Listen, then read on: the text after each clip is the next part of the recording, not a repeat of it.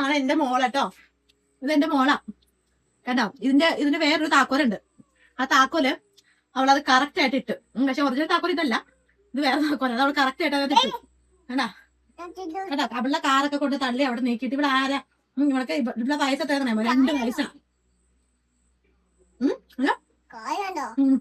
കറിയൊക്കെ ഉണ്ട്.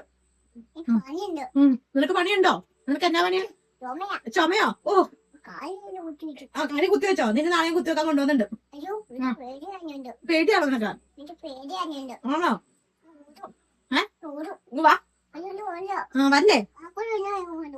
ആഹാ